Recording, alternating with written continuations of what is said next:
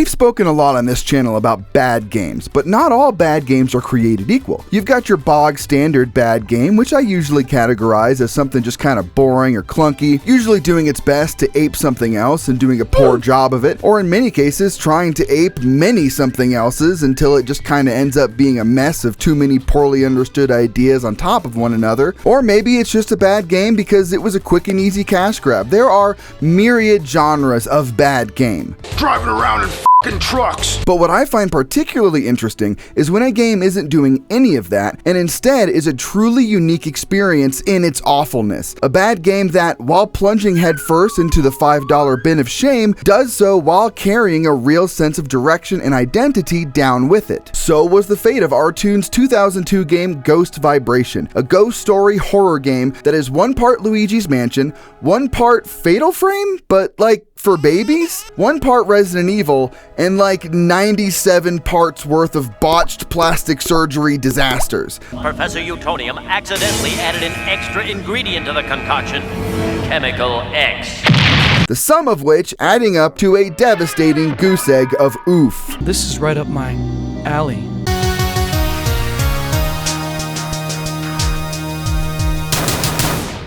But before we get into that, just a reminder, I will be playing through every PS2 horror game ever released right here on this channel, giving a review and a retrospective and as much information as I can possibly find. I also have a second channel where we post VODs from the streams we do right here on this channel. What do you mean you never overthink PS1 games? You have to overthink PS1 games. You fucking kidding me? Got a Discord I'm super active in, a Patreon with a range of benefits including behind the scenes commentary on all of my videos. You can check all of that out at the link in the description. But for right now, let's get into Ghost Vibration. In the late 90s, preceding the era we know today as the dark years of Sega, Team Sonic, the development team known for giving birth to the titular hedgehog, recognizable to many as the RC Cola of console mascots, I'm sorry, but it's true, would fracture. Some of the developers would move to San Francisco where they would continue working for Sega, while a small handful of more disgruntled ex-employees would stay in Japan, creating their own studio known as R-Toon and later R-Zest. The original mission statement on the R-Toon Company website would read, "Have you recently encountered a game that you've never seen before? Have you been surprised or excited by completely new gameplay? Perhaps there have been fewer opportunities for such experiences. It has been quite some time since the game industry entered its mature phase. While this indicates a social recognition, it seems that the desire to challenge new things has weakened. Only games that seem familiar are lined up on store shelves, and users no longer seek the surprise and excitement of encountering something new in games." While contextually being perhaps the earliest example of a subtweet, this manifesto of sorts would spark some pretty serious interest in the future of the studio, as R-Toon wasn't just comprised of random staff members who had worked on Sonic games here and there. This new studio was headed in part by legendary designer Naoto Oshima, best known for his character designs for Sonic the Hedgehog and Dr. Robotnik. Also among them were at least 18 developers I can confirm worked on past Sonic games,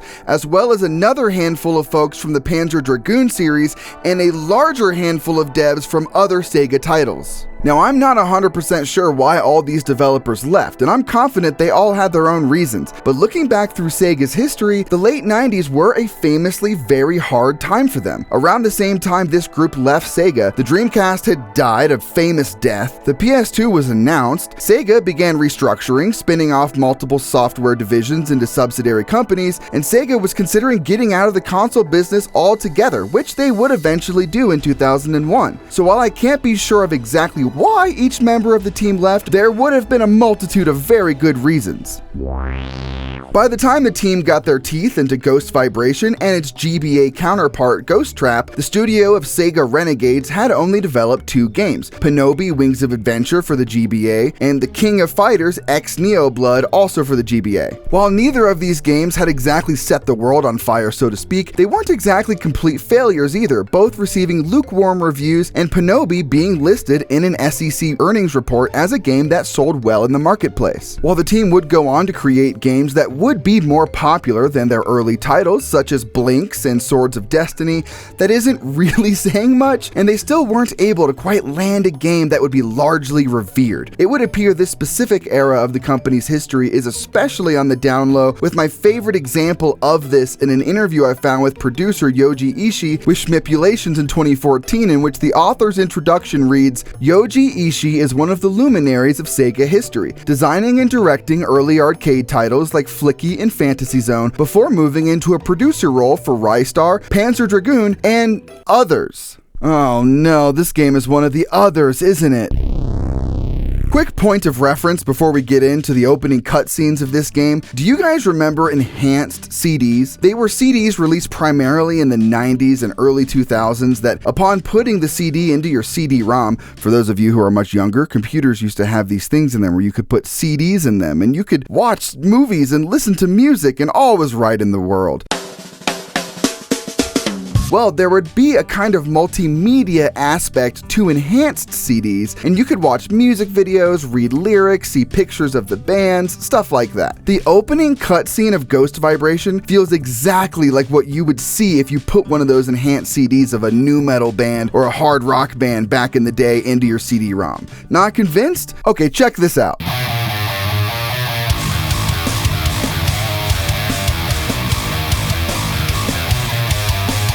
Alright, well that's the best this game is gonna get, so I hope you all enjoyed it as much as I did.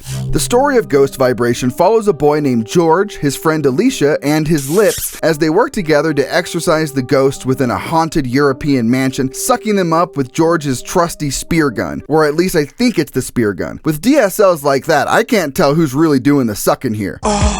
And we do need to discuss George's mouth, as it's maybe the most notable, remarked on, and standout feature this game has going for it. Every YouTube video, article, forum, everything is littered with comments on George's weird, fishy, puckered mouth and how he spends the entire game walking around looking like the Warheads logo. You can taste it. A world without sour is boring. There's no way to know for sure why his lips and the facial features of characters in this game in general look so strange, but I don't think it would be a flying leap to imagine it had something to do with the development history and aesthetics of Artoon as a developer, with their experience of bright, cartoonish children's platformers, as well as this being the first game the company had worked on with a more realism-based aesthetic. I would guess the team was trying to retain the sense of cartoonish fun they are familiar with in games like Sonic and Pinobi, and would go on to cement in games like Blinks, but man did they miss the mark here. I mean, I don't know, I guess they didn't? He does look like a cartoon character.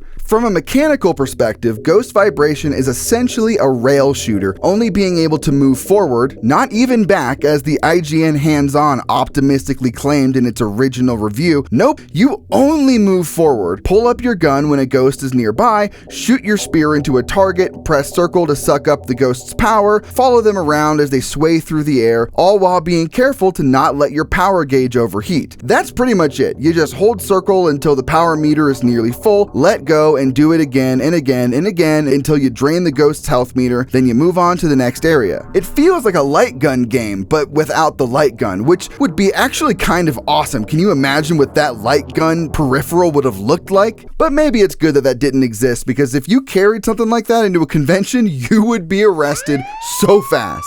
At the end of each chapter is a boss, and after clearing the stage, you get a percentage of how well you did, and then you're able to go through little reports on the history of each ghost you captured. I don't know why you would want to do that, but you can do that. Go ahead, be free. What I find most interesting about the game's mechanics is the tremendously strange mishmash of genres that aren't actually mashed into the mechanics or the gameplay, but into essentially everything surrounding them. Nearly everything in this game boasts survival horror. You've got incredibly cinematic fixed camera angles, which are really cool. Giant decaying creepy environments like the mansion and its various dungeons, a litany of levers and doors. You even have backtracking and fucking shortcuts. So the weird thing is, none of these things actually matter in the context of the game because the entire experience is on rails. It's all aesthetics. You can't walk around or explore or even walk backwards. But all of the levels are designed in such a meticulous way to make you feel like you should and really kind of want to. It feels like the team behind Ghost Vibration inherited all of its levels and assets from an actual survival horror game that was maybe canceled midway through development,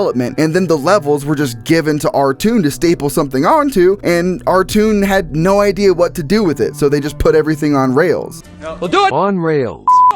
And like I said, some of the level designs are really neat. It's such a bummer that they're all just sets as backdrops to be ignored during your on-rails experience. And this makes for a strange kind of bummer too, because the camera angles being such a large focus all feel incredibly thought out and intentional, adding a legitimately great sense of cinema and giving me the impression they spent all their time making these awesome and on fucking nothing else. Another thing that fails this game is the autosave checkpoint system, of which there is none. In the beginning, the game asks you to choose which memory card slot you'd like your data auto-saved onto, so I figured, okay, cool, we get an autosave system. Sounds good, bub. Then I made it through the first slog of a level, moving at a snail's pace, while George fantasizes about sucking ghost dick or whatever. Baby, when we're touching in the dark. We get to the first boss, I die, and am returned to the main menu screen. Oh, okay, cool, no worries. I'll just load my...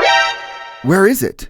What do you mean there's no save data? I have a recording. I saved it. And that's when it dawned on me. This game does autosave, but it only does so after clearing the entire chapter, including the boss. So, because you can't run, you have to walk and trudge the entire level on rails over again, kill every ghost that you met along the way the first time, do it all over again, and then make it back to the boss and hope that you do it right. Good luck. But you won't get it right because the bosses are f***ing awful. You're essentially just doing the same thing you do with normal enemies, but with more movement, more enemies, and even flying objects that come out at you from any direction. So you have to disengage your spear, then shoot it again at the flying objects, hope the auto-aim doesn't attach itself to the wrong target or nothing at all, then re-engage with the boss, all while pressing circle a little at a time and a little at a time so as not to overheat the spear gun. While you do technically have a partner in the game in the form of your friend Alicia, who is responsible for getting us into this mess to begin with, she's gone on her own adventure for most of the game, likely to avoid catching whatever weird mouth disease is plaguing Georgie here, but we do get to work with her in the final section. Except no, not really, because she doesn't do anything! You literally just face down multiple ghosts solo while she stands next to you with the same gun, just, I don't know, pondering existence. Why give her a gun at all if she's not gonna help? Was this stupid spear gun so cool they needed both characters to carry it? Why not just give her some other kind of homebrewed ghost hunting device that can't be used in combat, like an easy bake EVP, or maybe hell, a real microwave for me to shove my fucking head into and end this goddamn nightmare?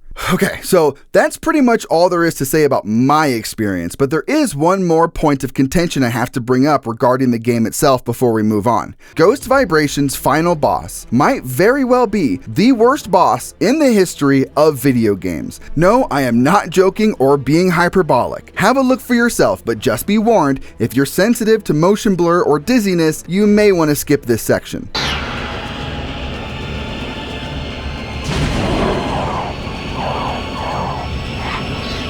Everything begins spinning around as you essentially float, spinning up and down and every way between, all wrapped inside of the most gnarly motion blur you've ever seen, all while shooting moving targets in a box that is constantly moving along every conceivable axis, taking the camera along the ride with it. I just don't understand who this is for. Who enjoyed this, and how did they release this feeling confident in it? And what's even more confounding is the ending, an ending which ends on a cliffhanger. They weren't just confident enough to ship this. Oh no, that's bad enough. They were confident enough to leave it on a cliffhanger for a sequel. There still has got to be something in there.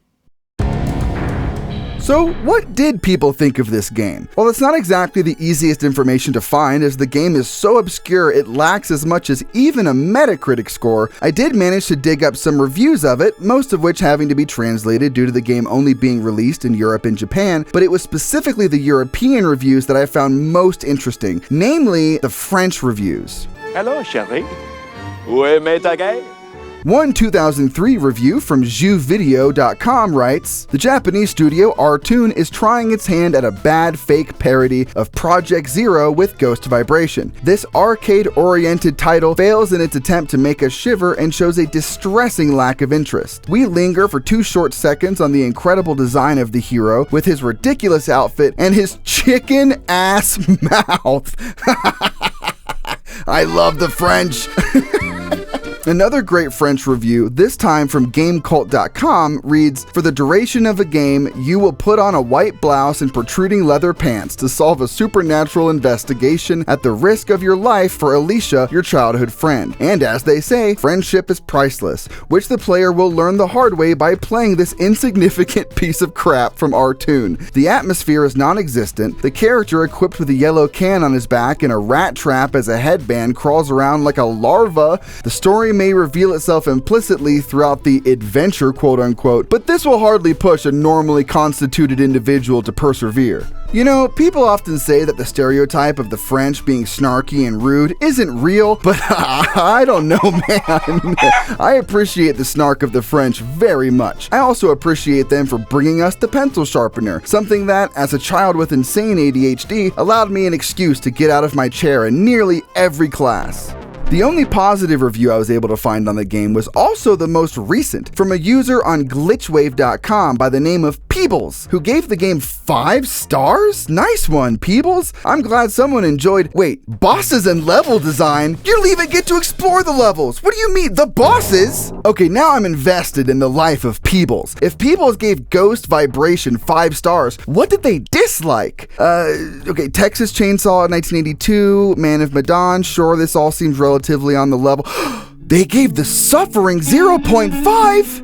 Peebles, how could you? Regardless, I'm happy Peebles had a great time. Not to get too personal, Peebs, but did you by any chance happen to play this game while in a coma? Regarding the future of Artoon, they did manage to continue developing games until 2010 and are most well known for creating Blinx, the Xbox exclusive platformer that is remembered fondly by some who grew up with it, but it was widely remembered as more or less of a failure, not quite sticking the landing of being the true Xbox exclusive platformer it had hoped to be. From there, they went on to make various games for Nintendo, such as Yoshi Topsy Turvy, Yoshi's Island DS, Club Penguin Game Day, and Fling Smash, but they did manage to eke out one final horror game, this time for the Xbox 360 and PS3 by the name of Vampire Reign, or on the PS3, Vampire Reign Altered Species. Oh god, these are very different covers. How is this even the same game? See, usually when covers are this different, it's generally because one is being released in the PAL region and one is being released in NTSC, so they give them a little bit of a different flavor for each cover art to kind of reflect what they think the market is more interested in either market. Generally seeing the North American markets as idiots who just need as much action and monster trucks as possible, whereas they let themselves be a little bit more tasteful on the PAL covers, which is what I was thinking was happening here, but it actually is not the case. These are both covers for NTSC regions, however, one is for the PS3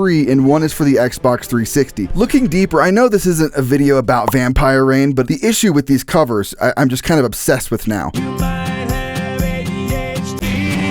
The PS3 version was published by a different publisher than the Xbox 360 version. And I can't believe I'm saying this, but yes, there are alternate covers for the other regions as well. Vampire Reign didn't exactly set the world on fire either, earning a 38 on Metacritic, but hey, I guess at least it got a Metacritic score, and it seems to be looked back on as mediocre at best and astonishingly awful at worst. My favorite review of this game comes from a user on Metacritic from 2014 that says, Vampire Reign, that's all there is to it. Like the earth spins, the sky is blue, and dogs hump, Vampire Reign is a piece of One of the worst games I've ever played. Eventually, Artoon would stop making games after releasing the paddle game Fling Smash for the Wii in 2010, with the company rebranding to the new studio R-Zest, bringing over a multitude of Artoon staff with them. While still being headed by Yoji Ishii and Naoto Oshima, this company too would fail to make an overall smash in the market for much of its lifespan until they got their big break in 2021 with, and get ready for this, Balan Wonderworld. I highly recommend checking out the What Happened video from Matt McMuscles to get the full story on this game, but suffice it to say, it wasn't exactly a success. Luckily for R-Zest, however, this is not the end of the story, and it would not mark the end of the studio, as they would reunite with Sonic Team to co-develop Sonic Superstars in 2023. While maybe not seen as the most successful return to form, it was received generally as above mediocre, so hey, when it comes to Sonic, let's be real, that's about as strong of a return to form as most could possibly ask for.